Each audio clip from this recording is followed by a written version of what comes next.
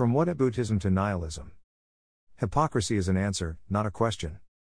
Published Sunday, January 17, 2021. Whataboutism is neither an English word nor a logical fallacy. It is a tactical error.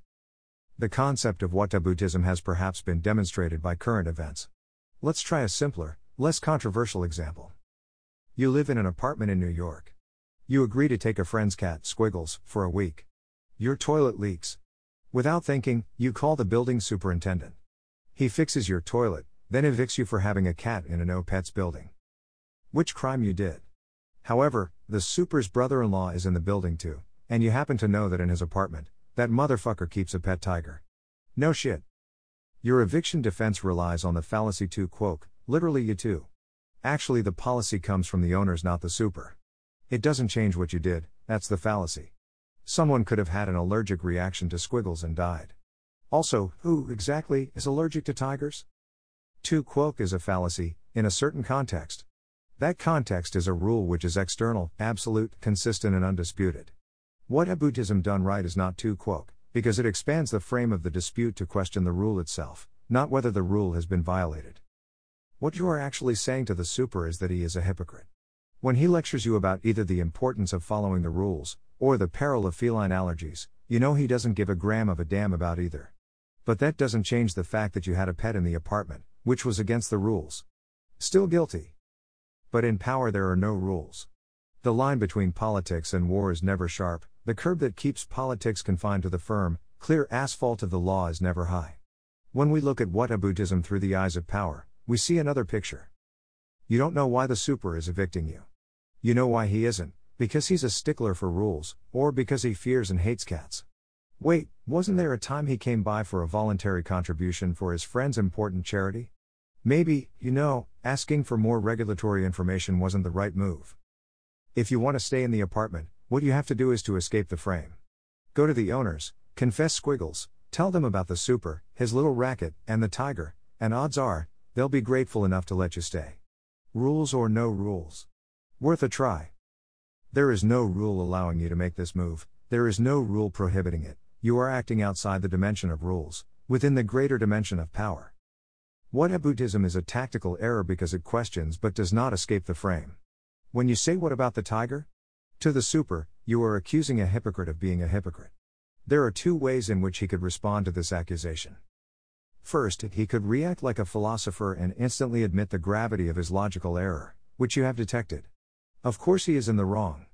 Not only can you stay, you can even keep the cat. But Squiggles isn't even my cat. So everything really is fine, why don't you guys grab a beer together? Second, he could react like a human being, with more hypocrisy. As it happens, there is no accusation more favorable to hypocrisy than the accusation of hypocrisy, because no two things are exactly the same. Hypocrisy is like Bondo, any hole in it can always be patched by more of it. So, expect to hear a lot about the rarity of tiger allergies, the surprisingly charming disposition of tame tigers, their protectiveness in self-defense, emotional support tigers, etc., etc. Any port in a storm is the hypocrite's motto. Never question anyone's hypocrisy, except to a third party willing and able to act on it. Hypocrisy is not a question. Hypocrisy is an answer. The question that hypocrisy answers is the question of whether, under present terms, you can have a good faith conversation with your interlocutor. The answer is no. This means the time for talking to the super is over. You have left the phase of cooperation and entered the phase of conflict, which is a distasteful euphemism for war. War is a human universal and deserves no euphemism. War, in this case, doesn't mean you drop the super with a fire axe as soon as he comes in the door. It means you talk to the owners. The concept of war is not restricted to mere violence. War is any systematic escape from a frame of rules. With all due respect to Clausewitz, war is not a special case of politics, politics is a special case of war. The proper effect of hypocrisy on a conversation is to invalidate the conversation. For the interaction to move forward, you must create a new frame. In our example, the new frame is created by an interaction with a third party, the apartment owners. But what if no third party is available? Suppose the super is actually the owner. He can break his own rules. Now, that tiger is actually illegal, so you could appeal to the city, which will definitely not keep you in your apartment. So who cares? At this point we discover that the rule is not actually a rule, it is not the rule of law, it is no more than the rule of force. Ultimately, you are not being evicted for squiggles. You are being evicted because the super/owner wants you out. But due to various state, local and federal ordinances, his building isn't entirely his. He has to show cause. So he has to harangue you about the importance of rules and the menace of cats, both of which, so far as you can tell, are a total joke to him. In this situation, your best option really is to call the moving company. But we have squeezed enough juice out of this analogy. The internet, for all its faults, has a great term for hypocrisy: concern trolling. Concern trolling is when you try to persuade others of concerns you don't share. For example, an atheist might try to convince Christian voters that some politician is unchristian. Again, we see the question of two quoque. How should anyone respond to "I don't believe in this, but I know you do, so I'm going to use it to try to get you to do what I want"? The logical and game theoretic answers to this question are different. Logically, the source of information is not relevant, only its reliability. If Nazis prove to you that your wife is cheating on you, even if they have Nazi reasons for proving it, she is still cheating on you. From a game theoretic, or a military, perspective, concern trolling is a weapon. The business of war is to resist the weapons and exploit the weaknesses of the enemy. As often in war, any use of this weapon exposes an equal weakness. When your enemy trolls some concern, as demonstrated by some other phenomenon, which would also have excited any genuine concern, but which he clearly doesn't care about at all, he leaks information. He revealed that he genuinely does not care about this concern. What is the right way to use this information against him? The only proper game theoretic response to concern trolling, or any attack, is the classic tit-for-tat strategy, which tries to replicate the strategy of the opponent.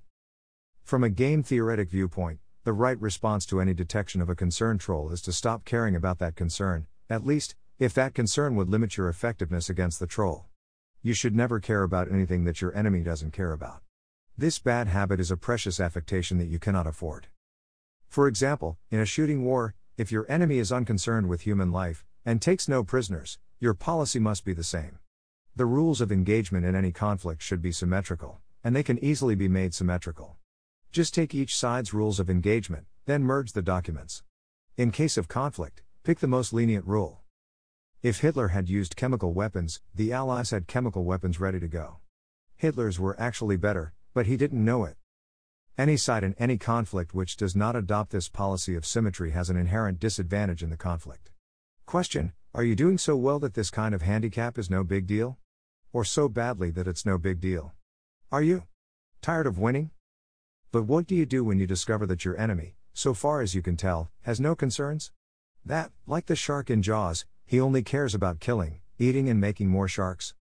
In effect, your enemy cares only about power, not about issues or even principles. In his heart he does not believe this. He is completely sincere about his issues and his principles. His problem is that, not being a political philosopher, he did not come up with any of these issues or principles, and, unbeknownst to him, they are filtered for their ability to make him feel important. And who doesn't like feeling important? The man is fundamentally a junkie. It's easy to tell a junkie he's a junkie, but he knows it. You cannot effectively fight the enemy's accidental, chaotic and emotional nihilism, masquerading as good but consisting only of power, having no moral sense because power has usurped the mental seat of empathy, until you develop a counter-nihilism of your own.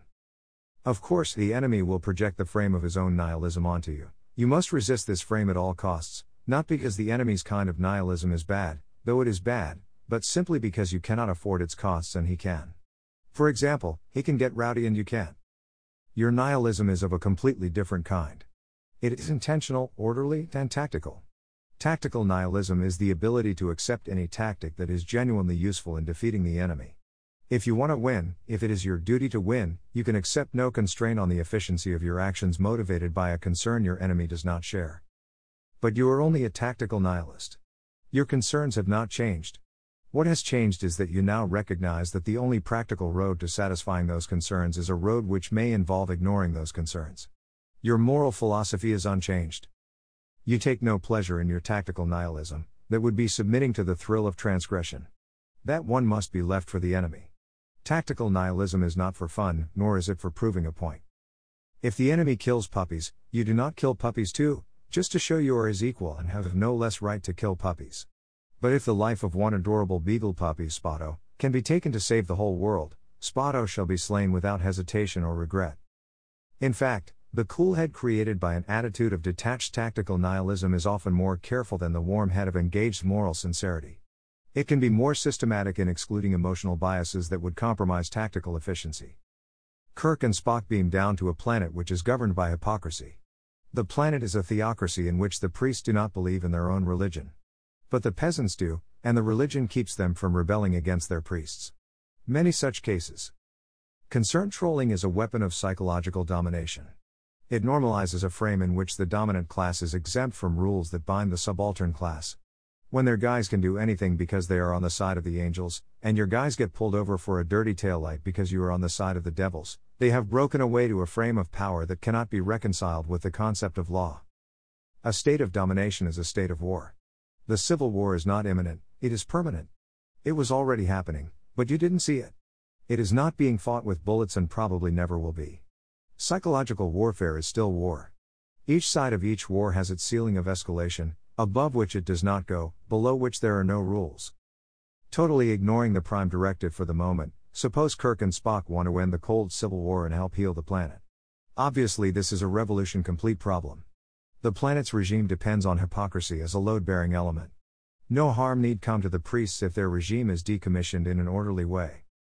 How can Kirk and Spock help this benighted, priest-ridden planet have the revolution it so clearly needs? What would a clear-headed Vulcan convince the peasants to do? To abandon their ancient religion and adopt no other, to become as philosophically nihilistic as their masters, and use this nihilism as a wrecking ball against the regime? Or to retain the religion, but use the tactical advantage of nihilism where it works, with the intent of restoring the true religion, not abolishing it? In this case there will be mercy, where mercy is appropriate, for mercy is one of the values of every religion. Maybe they even need a new civic religion, with better scriptural protections against being misused, so that it can't degenerate into yet another corrupt theocracy. Spock, like Napoleon's dream in Egypt, would write his own Quran. Kirk, from orbit, would enforce it with proton torpedoes. Robespierre too had the idea of a new faith, and he too, the help of Fouché to enforce it. Not all such futures can be seen from where we stand. Even from where we stand, we can see plenty of bad ones. But from where we stand, we are going somewhere bad. So, maybe forget about the policies, principles and personalities? Maybe, now and for the foreseeable future, a political party is just a vehicle for seizing power, as much of it as possible, and ideally all of it? As someone told me today, once there were two kinds of cons, neocons and paleocons. Now there are two kinds of cons, Rubicons and pedacons. It's not true but it's funny, and often funny things have a way of coming true.